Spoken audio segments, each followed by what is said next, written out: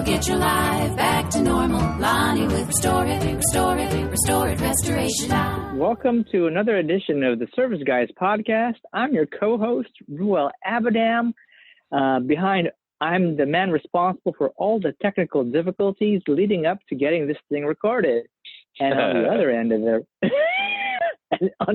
of the recording is our good friend, our service professional, Lonnie Beecham. What's up, Lonnie? How are you? Good. Just got in. Did you just text me, or did I miss it a minute? No, I just texted you. Okay, cool. I'm not that far behind. Oh, what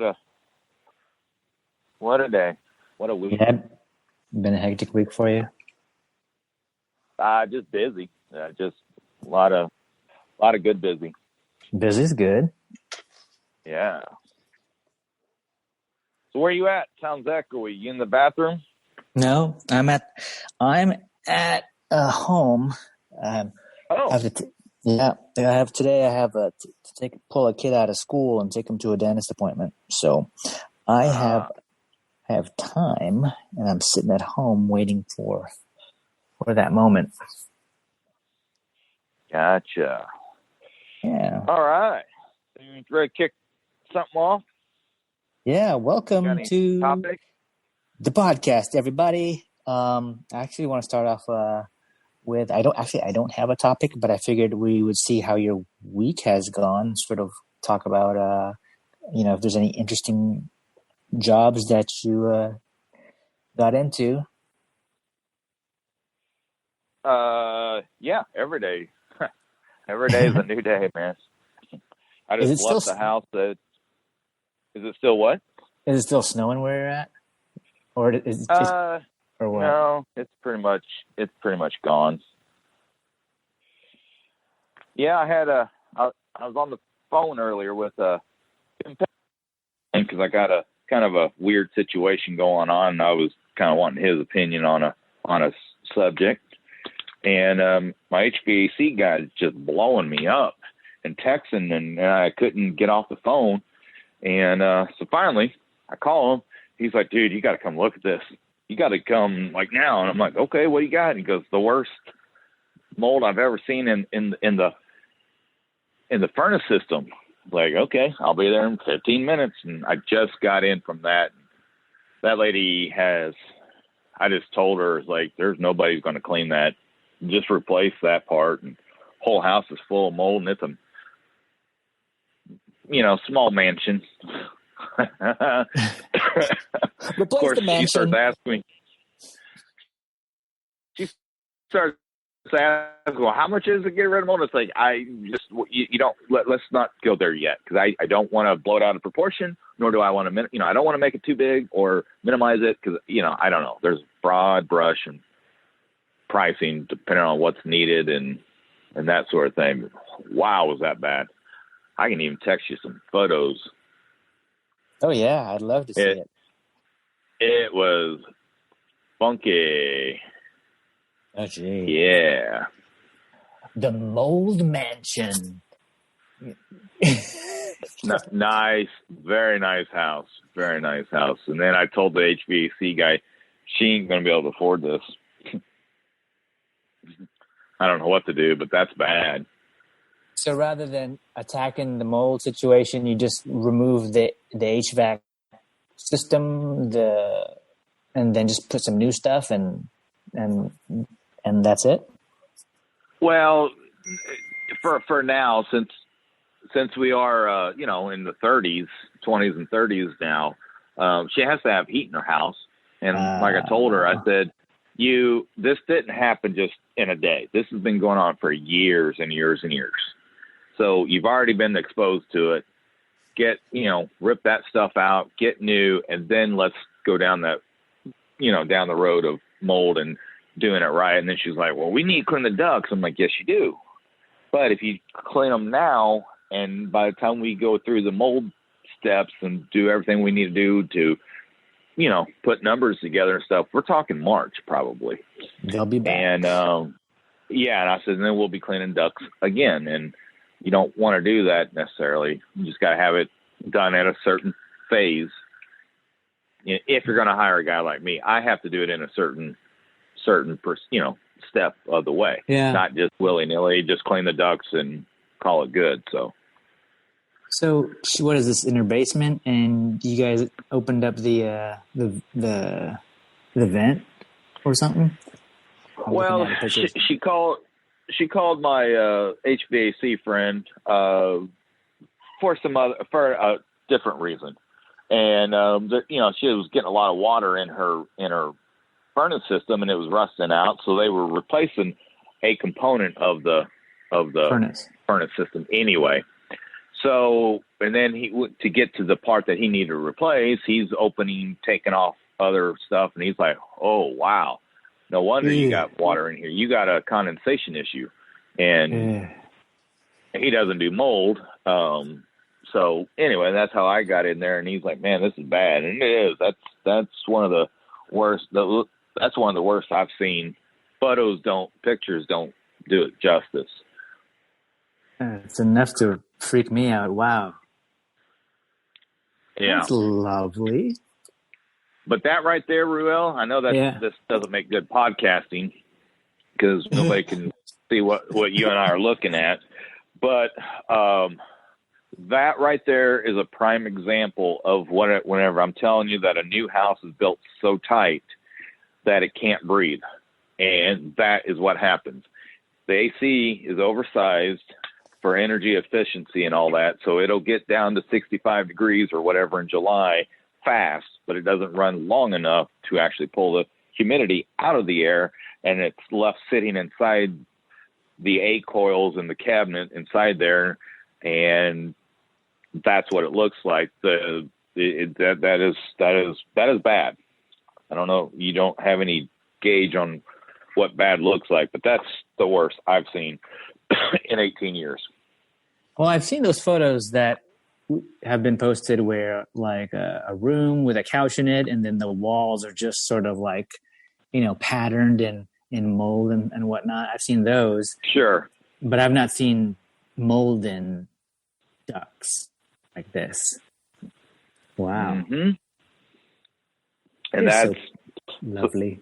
So that's pumping air, moldy air throughout the whole house. And then she's complaining about health effects. And I'm like, well, no wonder, because this looks like it's aspergillus, which is like the prime one that causes respiratory issues and headaches and, that sort of thing. And everything that she has is from this. But then she can't understand why I can't just clean that area where it's sitting. I was like, well, because it's pumping this throughout the whole house, all 3 levels of your house. Yeah, it's just one little section. Oh, that's great. Right. All right. So it's still to be determined whether or not she's going to take you on to address this. Is this something that you'd be able to take on, the mold mansion? Well, I don't know. It's all about scheduling. I mean, if she wants it done right now, no, I can't do it right now, time-wise. It all depends on what the labs say and that sort of thing. Gnarly. So, and the timing, it's all about scheduling. Then for the homeowner, how does that work out? When somebody goes to work on stuff like this, then they just have to find like somewhere else to live for a while until it's all done, or what? Well, my preference is for you to be out of your house for me to, remediate the mold. So then you got a logistical problem. Not everybody can just go on vacation for a month and come back. These people are obviously of some means.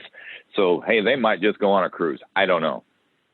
But ideally, I have to control the environment. So if you're going to live in your house and then have me doing mold remediation, you are basically paying more than what it would cost to just move into a hotel for a week or 3, because I have to put in, engineering controls to offset your coming and going. Like I do have a conversation, like, what time do y'all tend to leave the house? Do you pop in during the day for lunch? What time do your kids get home? That sort of thing. Because every time you open that door, that changes my air pressures in the house.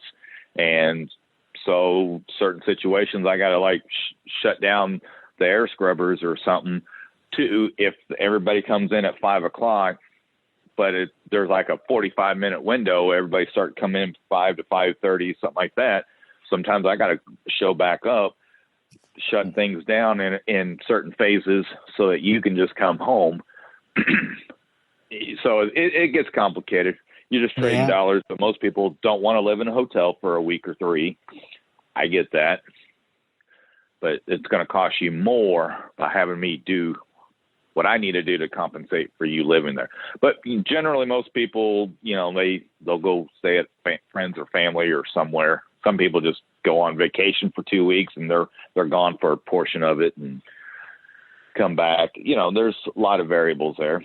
This is wild. So that in the photo, that dark material, that's sort of like the inner lining of the that's just fiberglass insulation that they put in the ductwork right there for that light fuzzy condensation. stuff. All that light fuzzy stuff is the mold. Yeah, the white with a bluish tint. Wow, looks like dessert. Yeah, there's more bluish tint than black insulation, isn't there?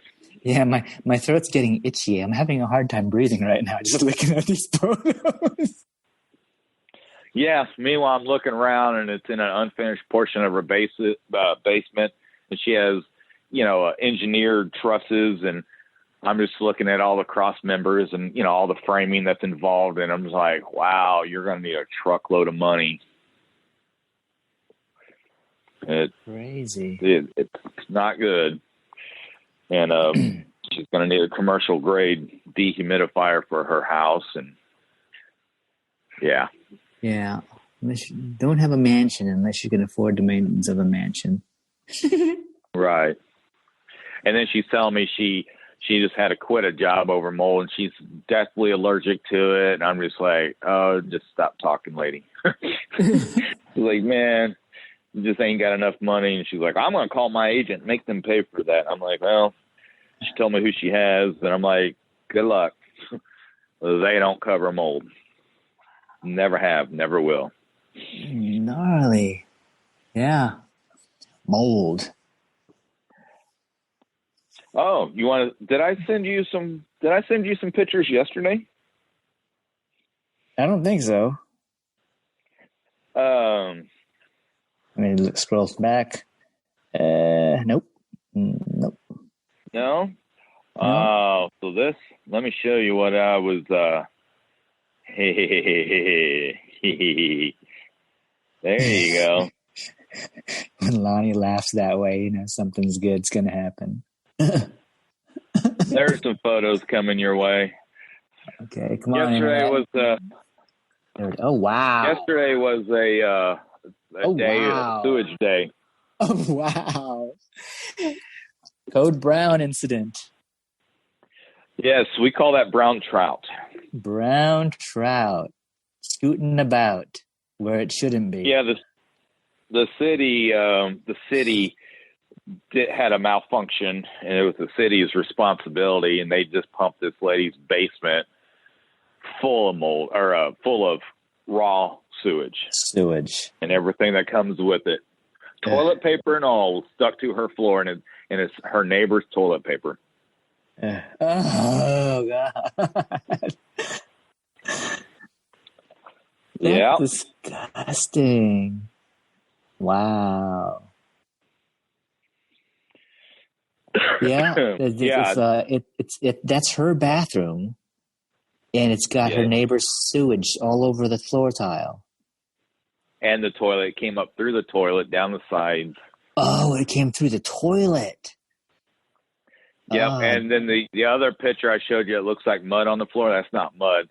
That's sewage that came up through her floor drains. So what that's what is inside the wall? Is that what that is? No, that's her floor. Both same home, 2 different rooms. Okay.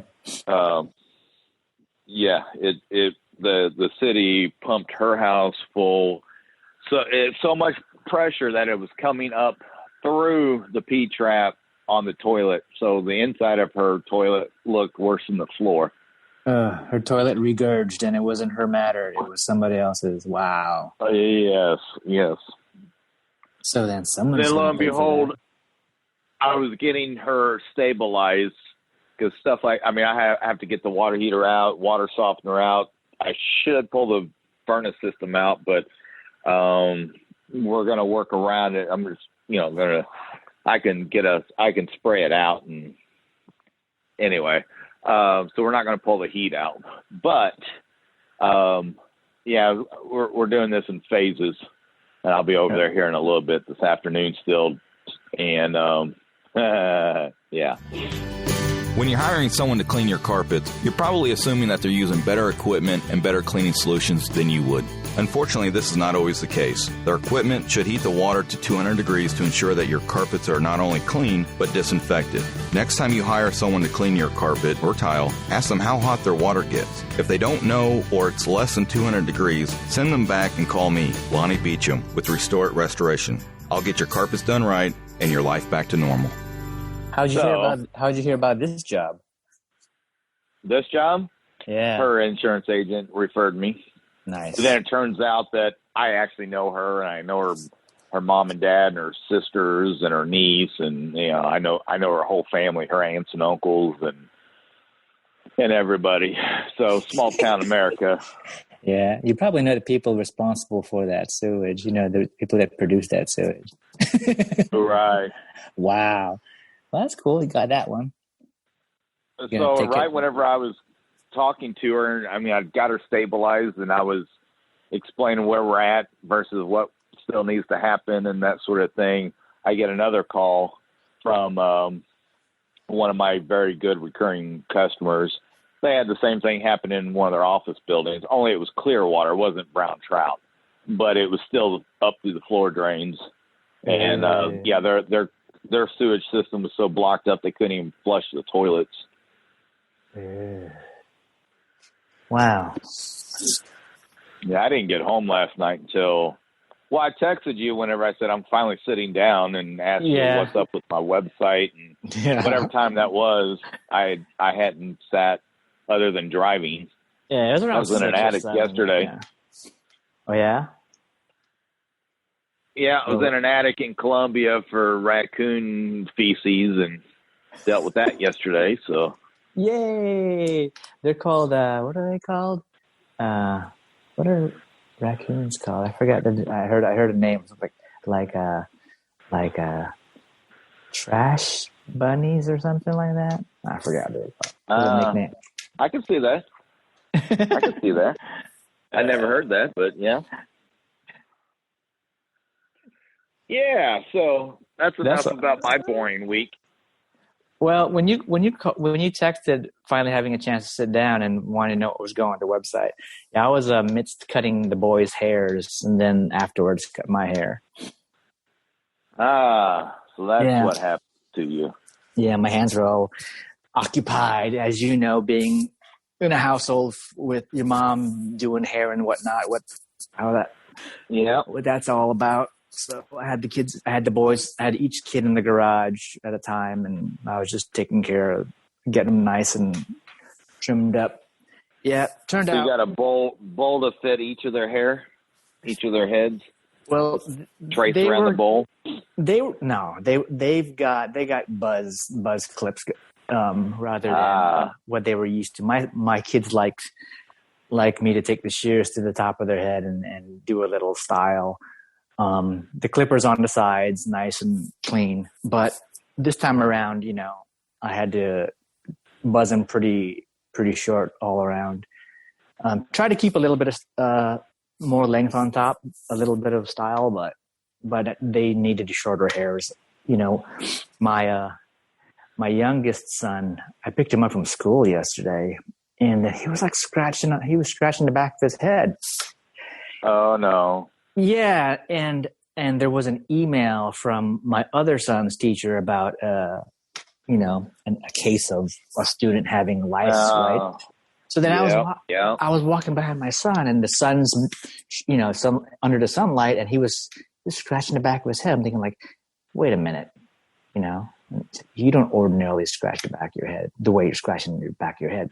Stop for a second. And I looked, and, clear as day, you see the nits on the back of his head. I'm like, geez Louise, how long has this been going on? So went straight to the CVS and picked up, some appropriate product. And then, and he had an appointment too. So we needed to take care of this ASAP. Got home, said, get rid of your jacket, shove it in the washer, take your clothes off, took the bed sheets, took his blankets, and just started throwing things in the washing machine.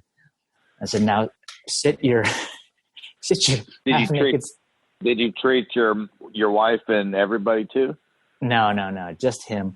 I said, sit down in the bathroom. He was like half naked, and worked on his head, and just combed the heck out of his head. And he was like cringing the whole time. I'm like, yep, this is just what's going to have to happen.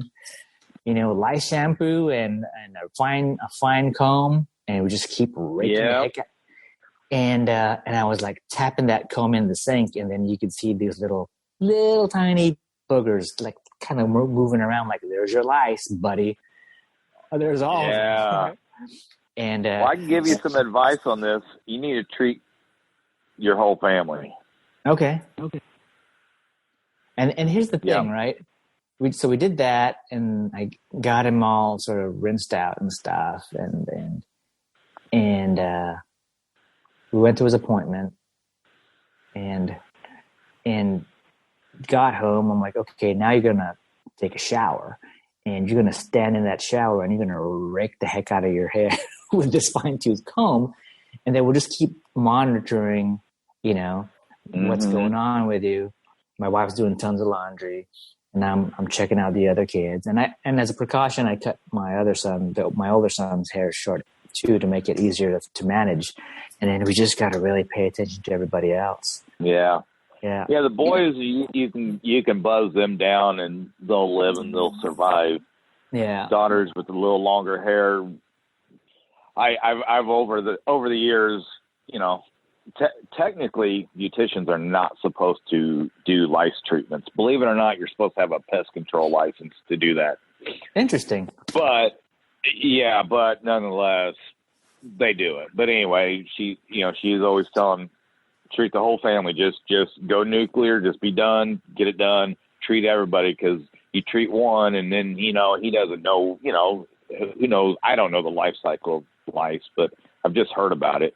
And then they're playing, they're wrestling around, and they're laying on each other's beds or watching TV or whatever, or the couch cushion.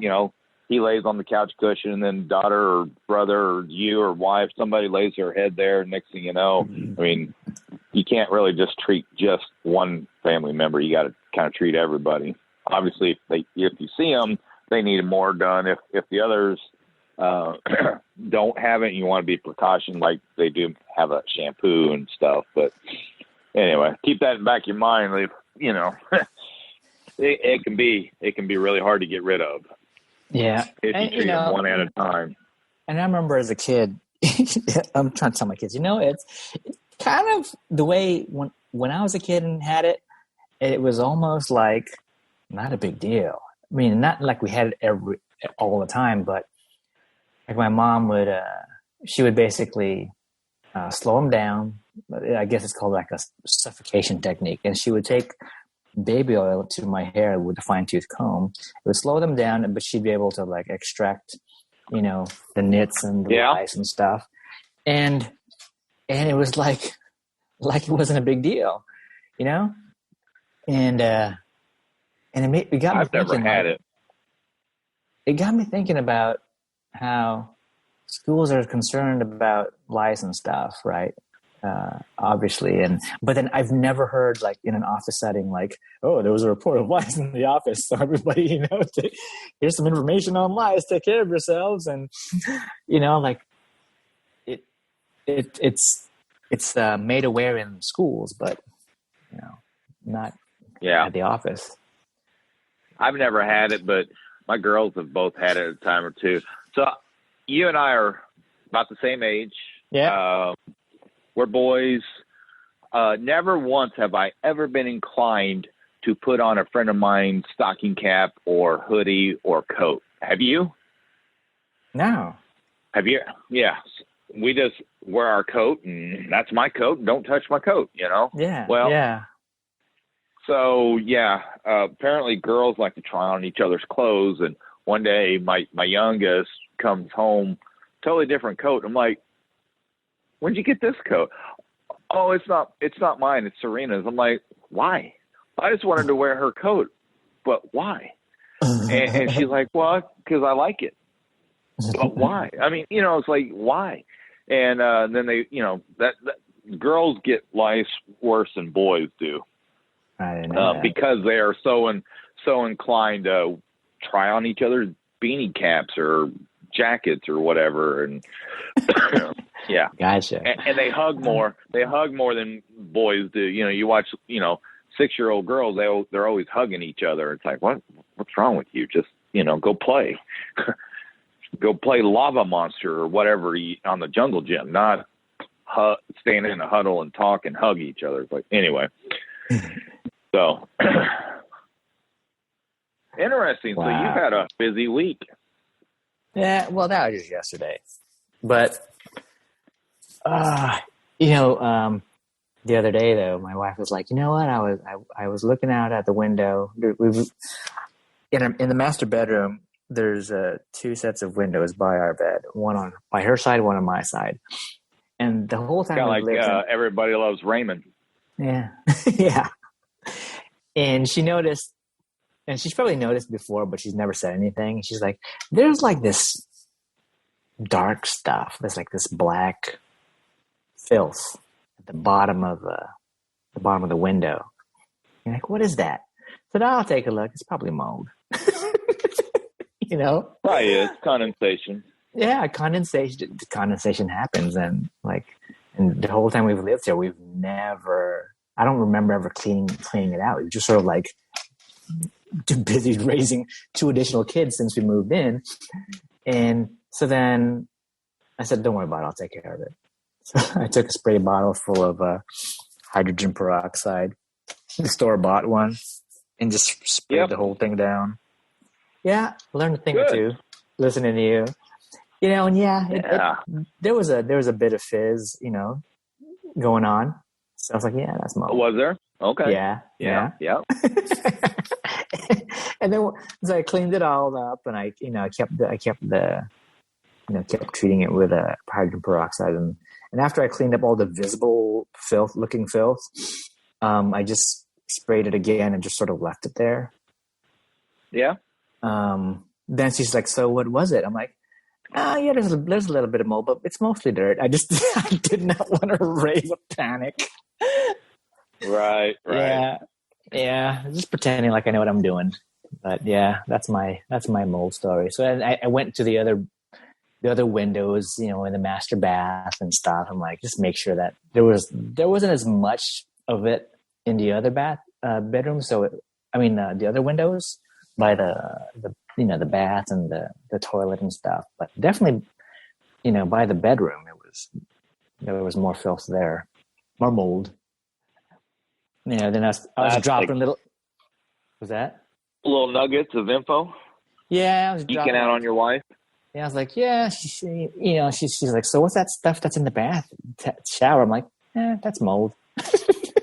You know, it's everywhere. Mold is everywhere. It's a concern when the concentration is like, you know, off the charts and unhealthy, but there's going to be that level of mold everywhere. And I started talking about, like, you remember that one episode when you said that mildew grows on plants?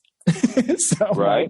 Everyone seems to look at that as mildew, but it's, you know, unless there's like plant-based material living in their showers, that's going to be mold. And most people just want to just lighten it up with some chlorine bleach, but it doesn't take care of it. Yeah. Listen to you, man. Yeah, I know. Just trying to drop little bits of knowledge that I gained, with conversations with you on the podcast. I'm impressed. That is awesome. Oh, thanks. I dig it. It's thanks to you. I dig it. I'm like, and you know what? I was talking about how, like, when a house has a really serious mold problem and professionals have to deal with it, they're basically sending concentrations of that moldy air outside, and it doesn't go anywhere special. It just goes outside.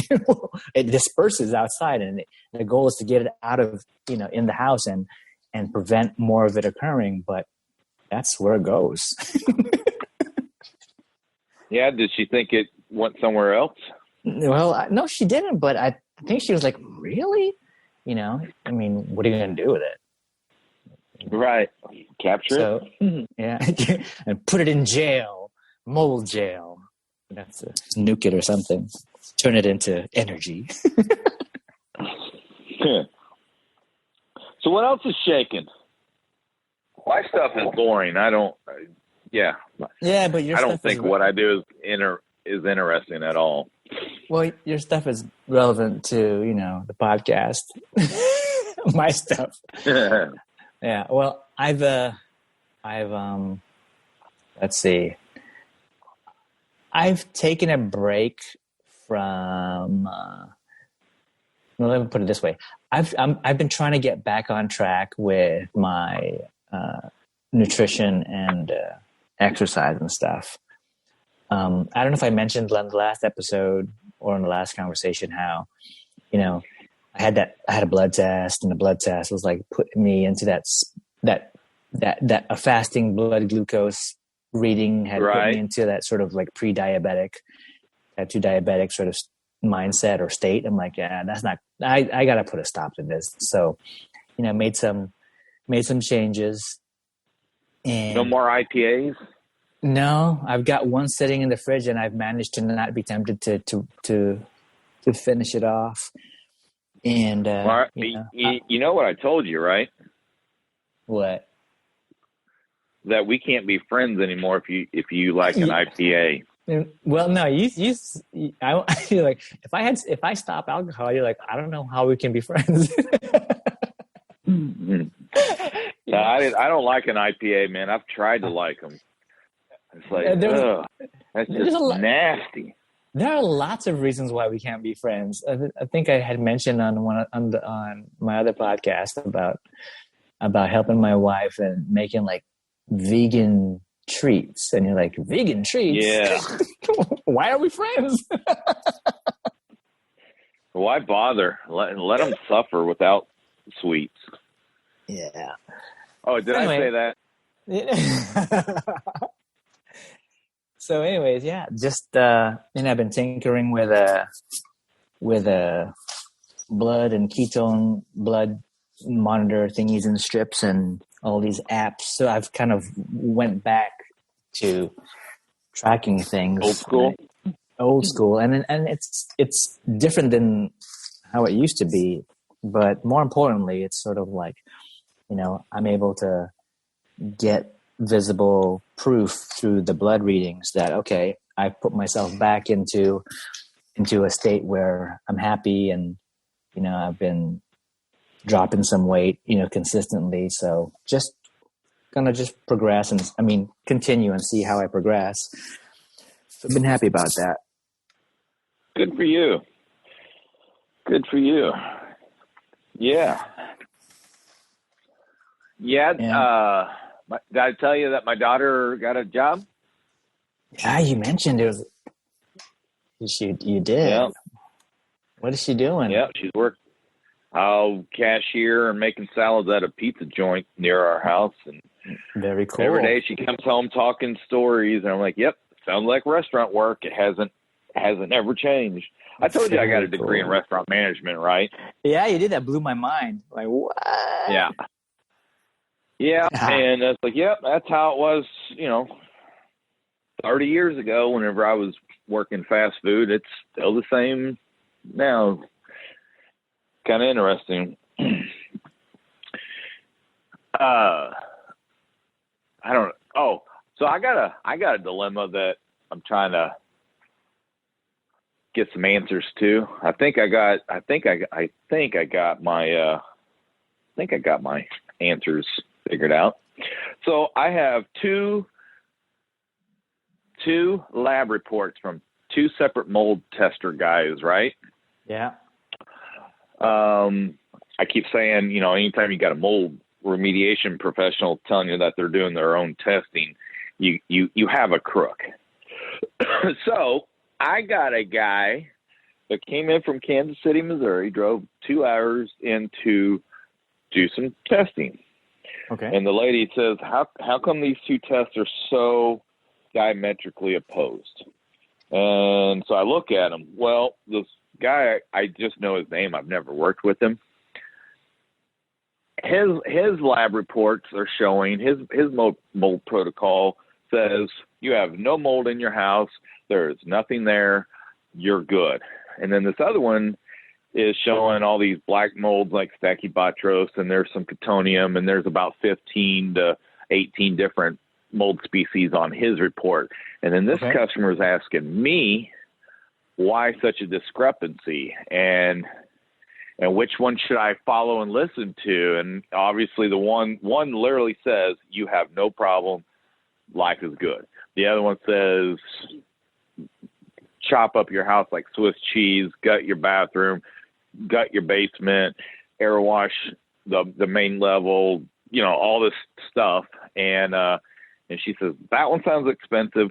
This one sounds free, but I have health effects.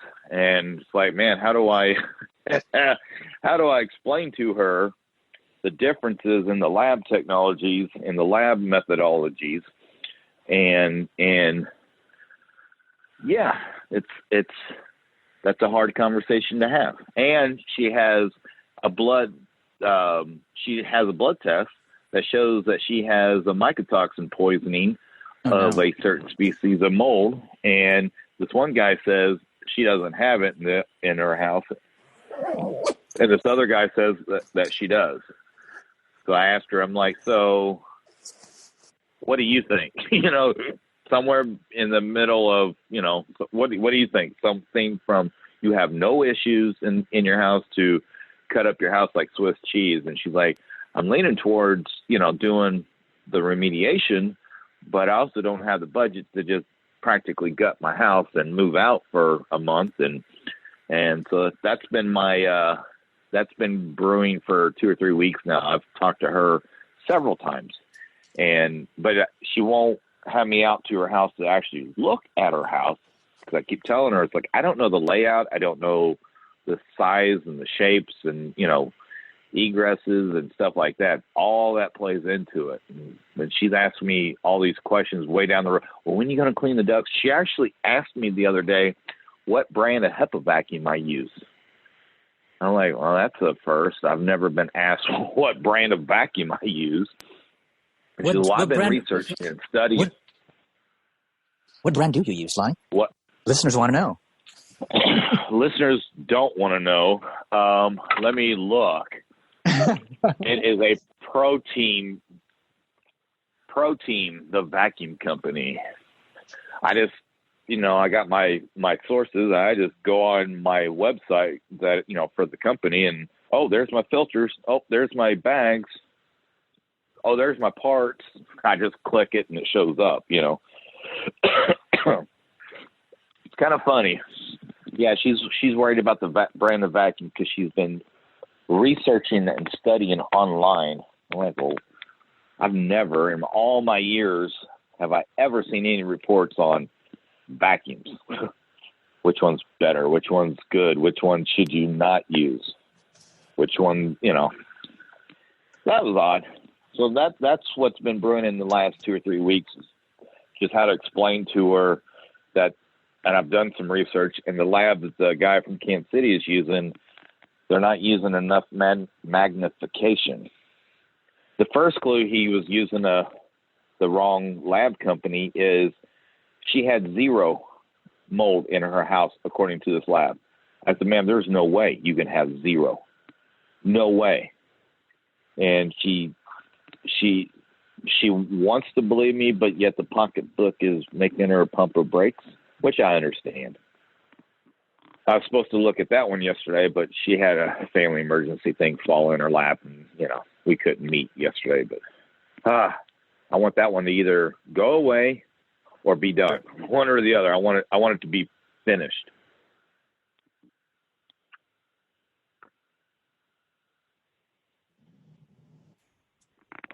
Did I lose you?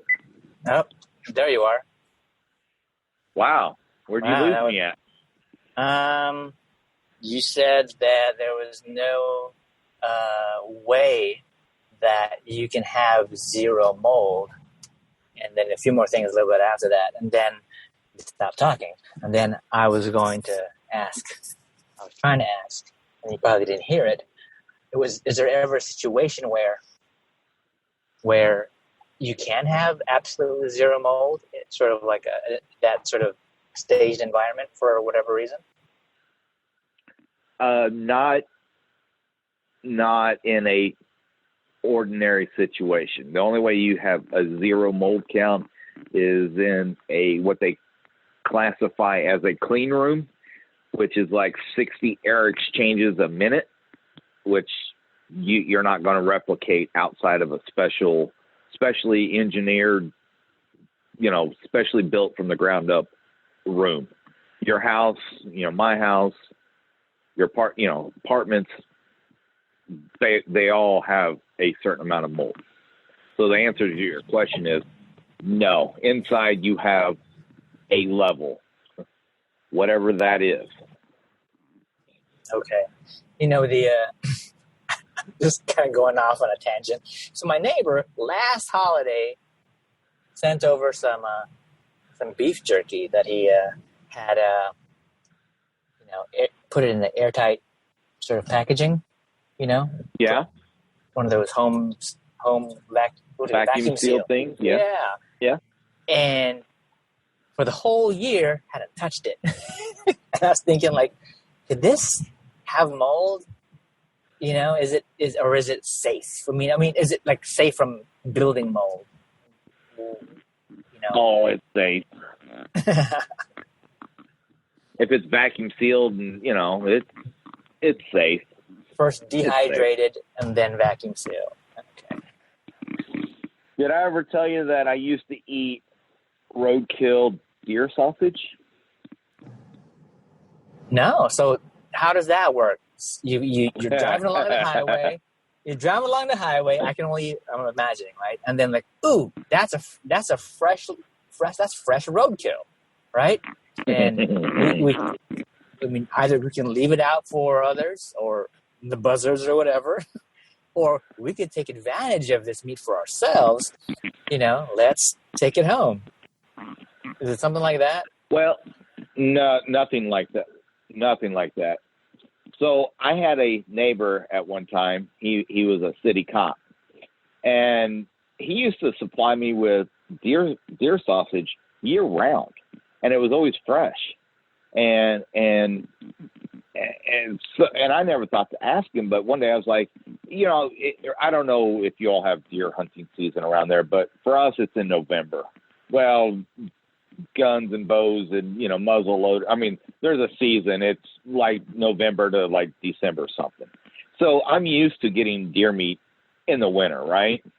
Not in July. So one day he hands me a log, and I'm like, I'm sitting there eating it, and I'm like, by the way, John, you just said you just got in a load of, a fresh batch of deer sausage. Where are you getting it at in July? He goes, oh, that's roadkill. After I've eaten several logs over the years, I just lost my appetite. He goes, oh, quit being a baby. It's like, well, what are you talking about with roadkill? Well, he was a city cop, so when you plow through a deer in July, and the deer is laying there, flopping around, I mean, I guess they're told to pop it and put it out of its misery. And well, he's actually a very big redneck. And so he was like, well, that's fresh meat. I'm just going to haul, he'll call a friend up with a truck and say, hey, I'm over here at highway such and such or whatever, and come pick this thing up. And they go and process the deer. I was like, I've never had any more sausage from him. After I learned that it was roadkill. But it was his roadkill, right? Well, like when you plow into a deer driving a car, and and your car is totaled, and the deer's laying there in the ditch right there beside you, crying and wailing, but hind legs are broken or whatever and can't move. So and they call the cops, and the cops show up, and then they're like, "Pop, just why let that thing sit there and suffer? Just pop," and he harvests the meat out of it. Like, oh, John, you're disgusting. But he is a full-time redneck. Sounds good to me. Yeah. I don't know. Something about roadkill in July, sitting there starting to decay and maggots and all that. And okay. That, you're looking at it from that way, yeah. Yeah. My food training, it's hard to get over. But whereas, okay, so you hit a deer when it's 20 degrees outside, it's not going to decompose and the flies aren't around. You know what I'm saying? It's like, it would be a little bit different if this time of year, but not June, July, August, September, when it's 100 degrees out and it's laying there, and who knows where his friend's at in relation to timing to go get it. I can't believe people eat roadkill, but but I guess I have. Yeah.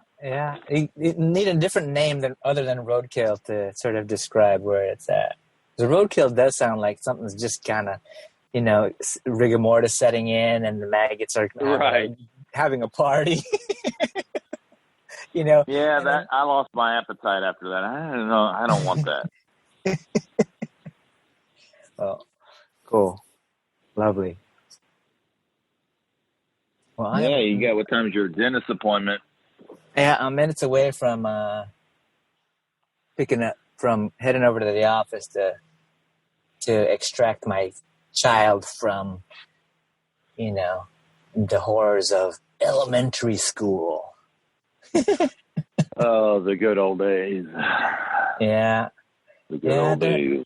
Yeah, they're having a hard time. Oh, homework, this and that. I'm like, yeah. This is just a place where you go to learn, and it's all phased out. You got elementary, you've got middle, you've got high school. And everybody, and the older you get, it gets weirder because everybody's trying to figure out, how to be different, or trying to figure out how to be like everybody else. And everyone's out of their mind. But, that's what parents are for, to help you kind of keep you guys alive so that you can become, adults on your own and make dumb decisions on your own. Yeah, and you still have homework as an adult. I do. Yeah. When do you think I read a lot of these lab reports? When I'm sitting at home, making my notes, asking my questions to follow up with later. So, well, I'll let you go get kiddos, and I'm going to go to a sewage house. Till next time. Yeah. This is Lonnie Beecham wanting to tell you to get your life back to normal. That's a wrap.